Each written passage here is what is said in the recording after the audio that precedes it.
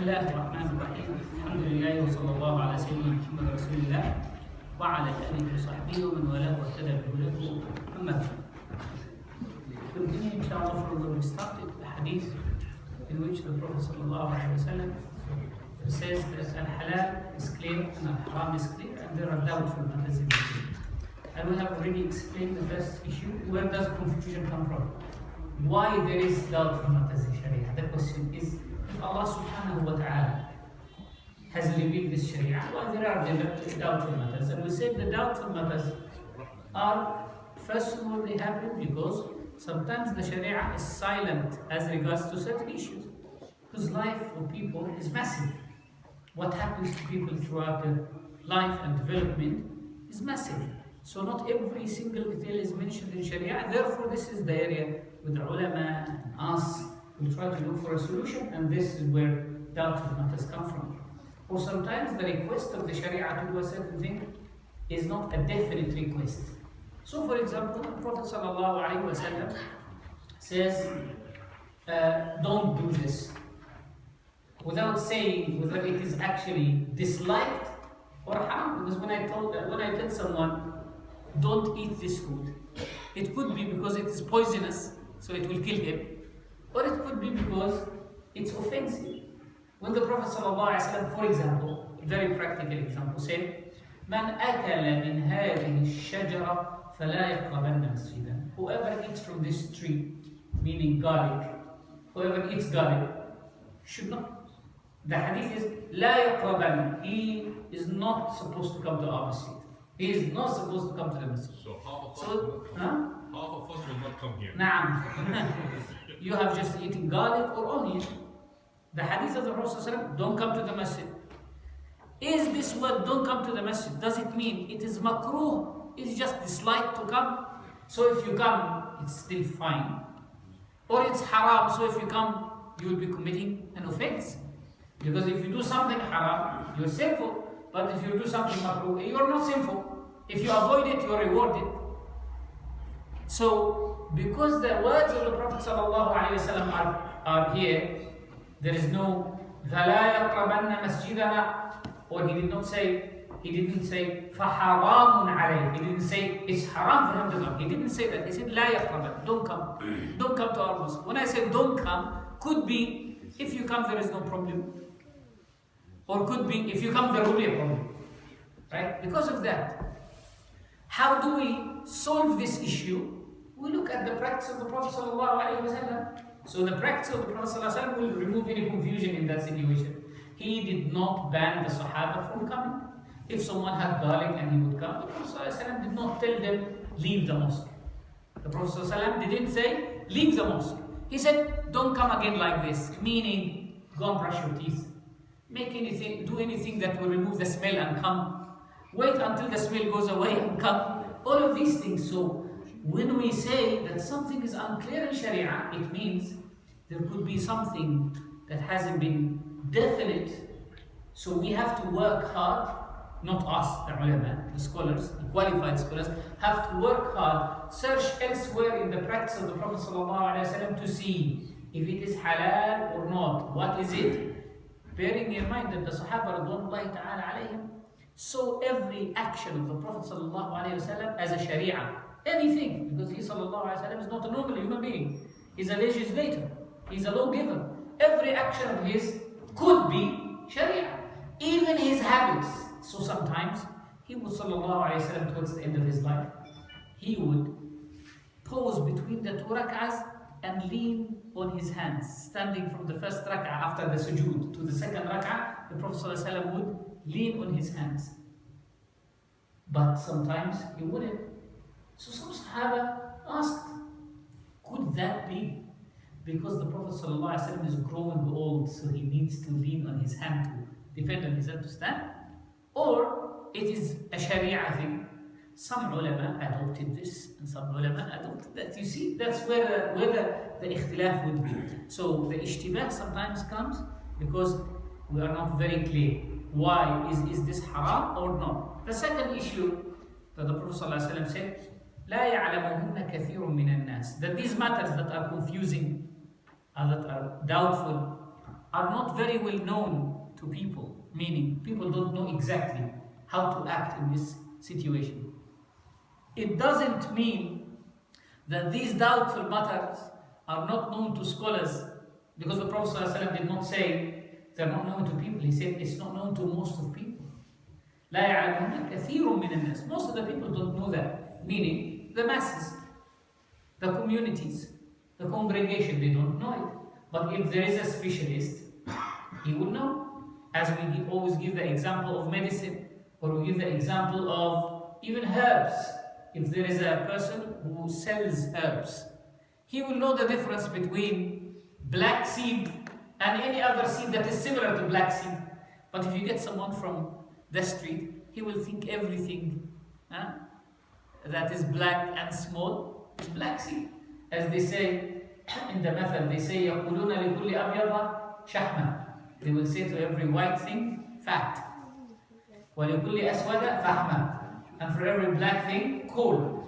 وَلِكُلِّ أَحْمَرَ لَحْمًا. And for every red thing, meat. When someone doesn't know exactly what it is, if you get someone who doesn't know the types of meat, a non-butcher, he will not know the difference between a piece of meat that is coming from a cow, or a lamb, or a deer, or anything else. But it takes an expert. Like for a very long time, I didn't know the difference between some vegetables. Like every time my wife sends me to the market to buy her coriander, I'll get her something else, thinking that this is coriander. Get me some coriander, I'll go and get something else. This is the coriander. Here you go. She said, that's not coriander. Go and return it. And then I will go and return it and get something else other than the coriander. So last time I said, you know what, you come with me and show me what is the coriander. And then I will know it, I recognize it. She said, you need to smell it, and it doesn't have a smell, as opposite to other things. So unless you are an expert, you will not know. So the Prophet ﷺ said, for those who know the conclusion in a doubtful matter, they will stay by it. But I don't know the conclusion in a doubtful matter. Before I know, what shall we do? Some people take one course of action, which is, as the Prophet ﷺ said, some people will avoid them.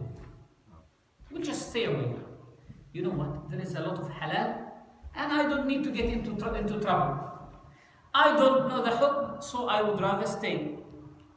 Why is that? Because they can read in the traditions, not in the hadith, in the traditions. من وقف موقف تهمة فلا يلومن إلا نفسه. If you put yourself in a place of accusation, don't blame no one except yourself. And Sayyidina Rasulullah sallallahu alayhi wasallam taught us that it is not as much as it is my responsibility not to think ill of you, it is your responsibility not to put yourself in a position where people will think ill of you. The hadith of the Prophet sallallahu alayhi wasallam, as we know the hadith in Hadith al-Bukhari, the Prophet sallallahu alayhi wasallam was in i'tikaf one day. His wife, As-Sayyida Safiya, needed to speak to him about something, and the person in i'tikaf doesn't go outside the masjid. The hujra, the chamber of Safiya, was close to the masjid. So she came, she spoke to the Prophet ﷺ, but it was night time. A mu'takif doesn't leave the masjid unless there is a need. His wife is leaving to her room, leaving back to her house at night. In Medina, they didn't have street lights.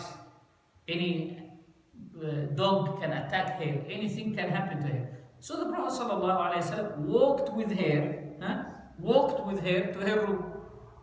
While they were walking back to her room, two men standing on the side, they saw the Prophet ﷺ, so they put their heads away, they put their faces away. The Prophet ﷺ said, "Ala rislikuma," like don't turn your heads away. Right? Don't turn your heads away. Before I tell you who is with me, obviously the Sayyida Safiya was covered from head to toe in niqab, because niqab was fard for the wives of the Prophet sallallahu alaihi wasallam. There will be nas al-Quran with the text of the Quran. So the Prophet said, hold on, it is Safiya. So they didn't know if it is Safiya or Aisha or anybody else. It is Safiya. Why did the Prophet sallallahu alaihi wasallam say that? If the Sahaba, if these two Sahaba were to think ill of him, they will be sinful. Because they think ill of the Prophet ﷺ and thinking ill of a Muslim, right? So he wanted to save them from that. So he wanted to save them from thinking ill of him. But you can't say, don't think ill of me. Because that is thinking ill. When you accuse someone of thinking ill of you, it's itself thinking ill.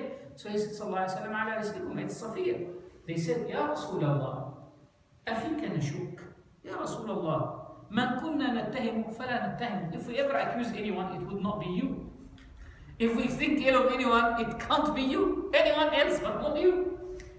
He sallallahu alayhi wa sallam didn't say to them, no, you might. No, he said, Subhanallah, إن الشيطان يجري من ابن آدم مجرى الدم. Shaitan runs in the blood veins of the son of Adam. You don't know how your heart will be thinking. فخشيت أن يقذف في قلوبكما شرا. So I was afraid that Shaitan will put any evil in your heart. The ulama said, remembering a Shaitan at certain situations is very important to save yourself from him. Even though what would have happened is from the qadr of Allah subhanahu wa ta'ala. As when the servant of Sayyidina Musa alayhi salam was with him in his search for al-Khadir, and he forgot the way. What did he say? وَمَا أَنْسَانِيهُ إِلَّا الشَّيْطَانِ. It is the shaitan that made me forget. But who has made him forget? Allah subhanahu wa ta'ala made him forget. But he is putting this blame on shaitan, so that they say, ذِكْرُكَ الشَّيْطَانِ, remembering the shaitan, in every situation saves you from the shaitan. Why? Because once you forget about a shaitan, it will attack you. They say in Arabic, يُؤْتَى الْحَذِرُ مِنْ مَكْمَنِهِ. A cautious person will come from the place, will be attacked from the place which he thinks is very safe. You think, you know what, I am sure that this pocket is very solid. Oh, someone will make a hole. You know, back in the days in Egypt, there was a gang of two women who used to kidnap other women and kill them. Yeah, and they used to live next to the police station. They lived next to the police station. Why? Because the police will look everywhere, but they will not look at the neighbor of the police station. Sometimes you look at the eyes of the individual, right? So they have very calm eyes, and they train themselves, they train their minds, they train themselves from looking like that, so that people will not doubt them. Why? They say, لأن المريب يكاد يخون كذوبه. A person who's doubtful of himself, with his looks, people can discover him. If you see someone looking around, think, what's wrong with this person? If you see someone hovering around the house, right, and he's looking around, and who are you? But you see someone standing and he's very confident, right? And then you go out, and do you need anyone? No, I'm waiting for this person. But if you see someone very unsettled, you will be afraid of him. You will say, what's happening? So Sayyidina Rasulullah sallallahu alayhi wa sallam showed us what to do in case we have a shubha. It is a doubtful matter. You're walking down the street and you are alone with a woman, and people might say, who is this? Sometimes I'm in the street and I have my wife next to me. And there is a brother who has known me for so long, but he's never been to my house. He doesn't know who is my wife. And I say, my wife, by the way. Why am I telling him that she is my wife? I'm not supposed to show him my marriage certificate. But just in case, he says, who is this woman walking with the Shaykh? Possibly he saw her from her back once. And you know, people don't know, right? Isn't it? Sometimes you might think, who is this? Or he has seen me with my wife, and then my sister is visiting from abroad, and I'm taking my sister for rest. My sister, by the way, this is my sister. So it's not about accusing the person, it's about clearing yourself. That is, فَمَنِ اتَّقَى الشُّبْهَةِ. The Prophet ﷺ said, found a date, one date. And what would the date be? Like nothing. He said, لَوْلَا أَن تَكُونَ مِن تَمْرِ الصَّدَقَ لَأَخَذْتُهُ. If I was not afraid or concerned or cautious that it could be from the charity dates, the dates of charity, sadaqah, I would have eaten it. Teaching us, sallallahu alaihi wasallam, even a date, something small. And for wara', when it comes to scrupulousness, the ulama has given us brilliant examples. They even mentioned that Imam Ahmed ibn Hanbal, rahimahullah ta'ala, gave his cup, his copper cup, which he uses for his a young woman used for loads of other things, to a man, to a shopkeeper, as a collateral to borrow some money. And he went and he used the money and he got the money and he came back and he gave the man his money. He said, here is your money, give me back my copper cup. So the man brought him another 2 cups, similar to each other. And he said, I don't know which one of these is yours. Take which one you believe is yours. He could have taken it. He said, I don't know either. I don't want mine. Take it. He left his own one because he doesn't want to take a cup that might belong to someone else. So the man started laughing. And he said, take this. I was just testing you. He said, now I don't trust you. Now you lost my trust. How do I know that you are actually telling me the truth? He said, this is yours. I'm sure that this is yours. I don't trust you anymore. Assalamu alaikum. He left it.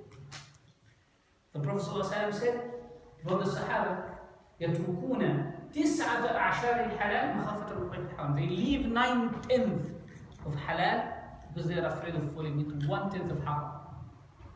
That's wara. Wara is, for example, in relationships.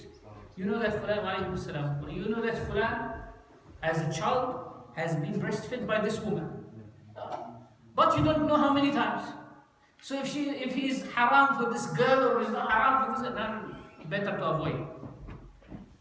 They mentioned that Saad ibn Imam al-Layth ibn Saad, al-Layth ibn Saad was the Imam and Faqih of Egypt.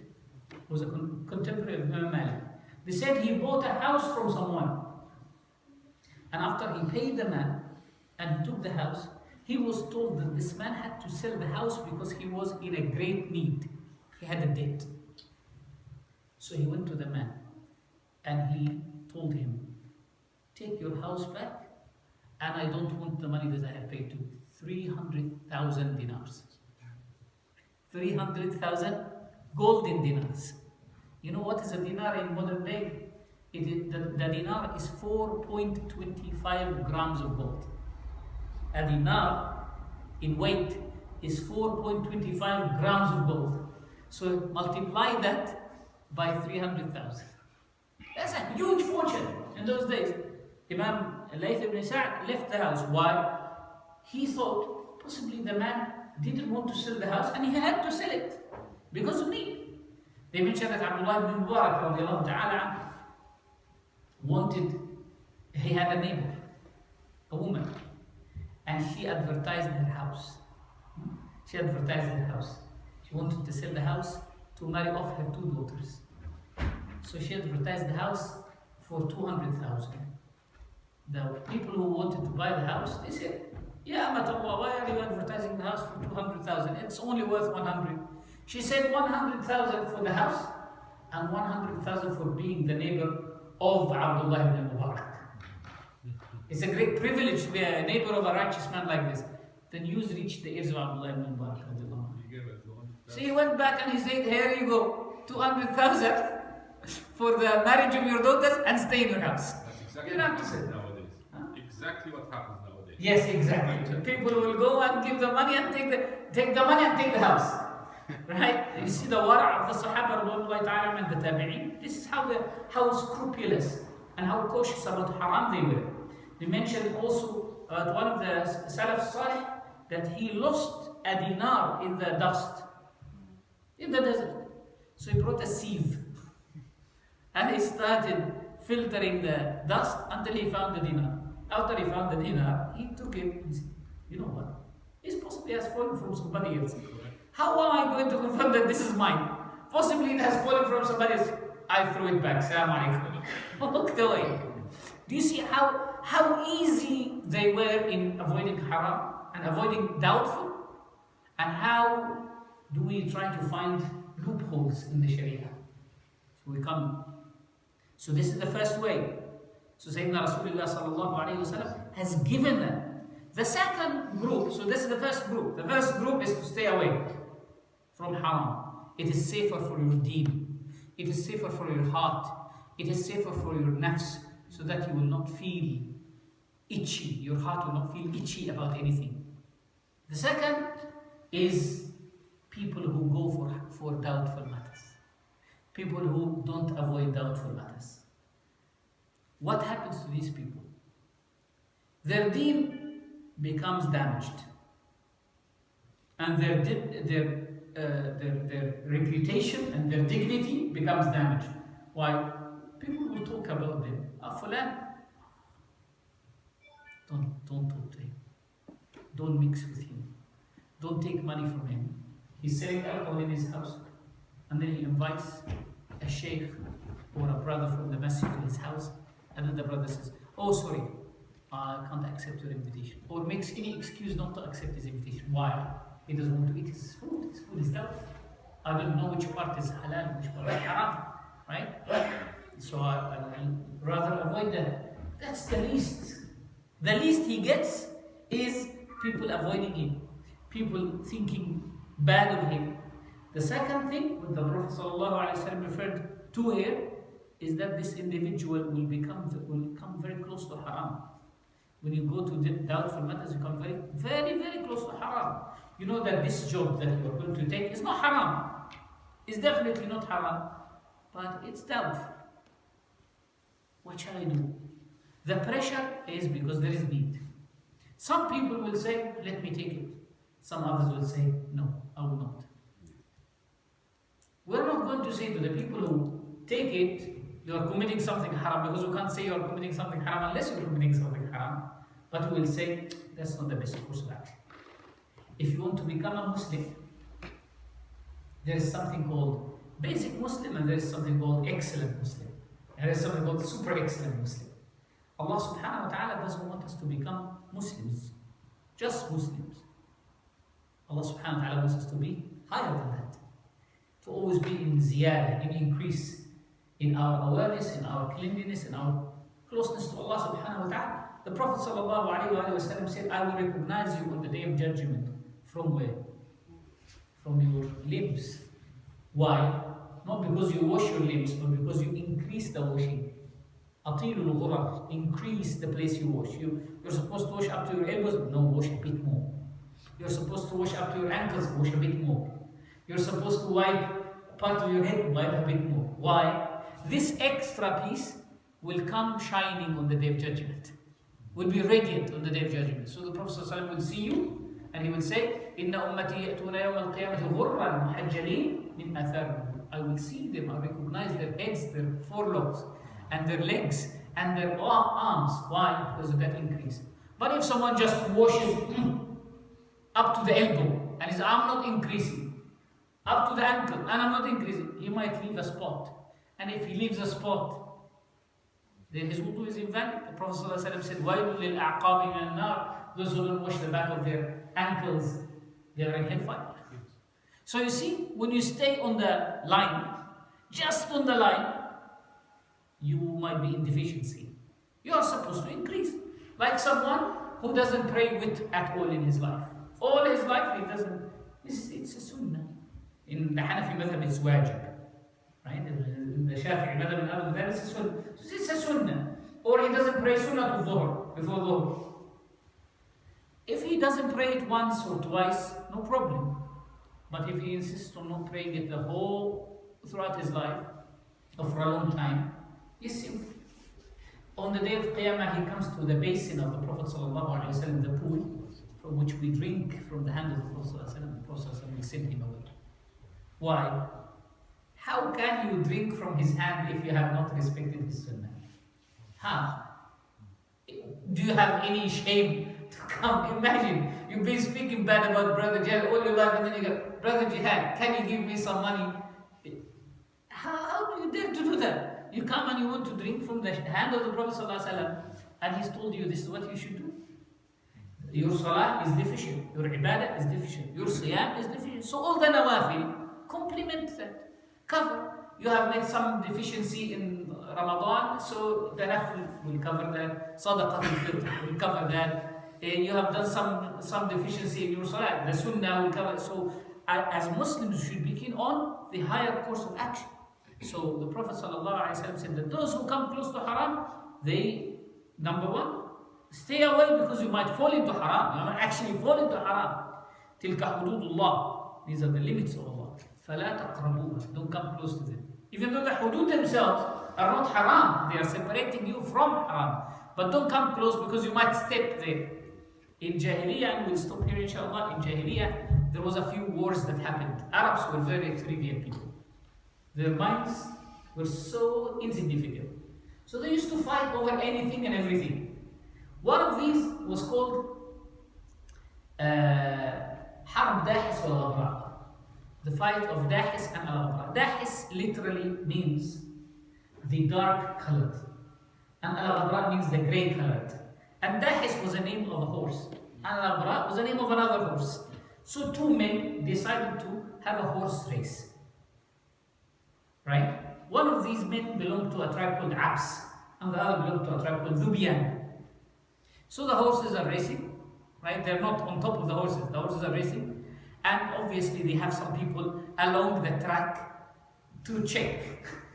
So one of them said to his cousin, wait there, if you see that al-Ghabra is winning the race, push it away, throw a stone at it, just to distract it so that Dahis will win. So he did that. So he was very angry. The other guy was very angry, so he slapped him in his face. How come did you do that? So he said, you slapped me in my face? How shameful is that? So he called this tribe, and he called this tribe 40 years fighting between Abs and Dhubiyan because of that. Right? Another one is called Allahumma salli wa sallim wa barik ala Sayyidina Muhammad. Was a Allahumma salli wa sallim wa barik ala Sayyidina Muhammad. I can't remember the name of the lady, but they say like Ash'abu ala qawmiha. Like she was the worst bad omen for her people. This woman basically had a group of herd of sheep. She was grazing them. She had some sheep grazing them, and she was grazing them in a field close to the field that belonged to another tribe. And in Arabia, there is no field that belongs to anyone, right? The fields belong to everyone, but it is decided by who has come here first. So if you arrive before Fajr to a place, that is yours. That spot is yours. Next day, it might belong to someone else who has come after Fajr. So during that day, she was grazing her sheep, and she let her sheep go to the field that was taken by somebody else. So this guy, what did he do? She had sheep and camel. This guy hit a camel and killed it. Camel, khalas. So she asked her brother, Kulayb, to come and help her. So Kulayb came to help, and they killed him. So the other guy, she said to him, you killed Kulayb? You killed Kulayb? Bu bishis'i na'li Kulayb. Bu bishis'i na'li Kulayb means you are not worth the sole of the shoes of Kulayb. You're not even worth the sole of the shoes of Kulayb. Shis'i na'li is the sole of the shoes. And the Prophet ﷺ said, even if you want to put on the sole of your shoes, you should make istikhara for that. Like out of seeking the assistance of Allah subhanahu wa ta'ala. So the man was very offended. How can a woman say that to him? So he slapped her or something. And that war continued between her tribe and his tribe for 10 years. 10 years. Can you imagine that? Because of what, brothers and sisters? Because of coming close to what's next, what's not, doesn't belong to you. That war started and continued because of coming close to that which doesn't belong to you. Imagine if we do that every day. How much war should Allah subhanahu wa ta'ala raise against us? That we are coming not, in fact nowadays Muslims are not even coming close to haram. They're eating and living and delving and plunging in haram, and then they ask Allah subhanahu wa ta'ala to bless their life. May Allah subhanahu wa ta'ala grant us tawfiq and hidayah.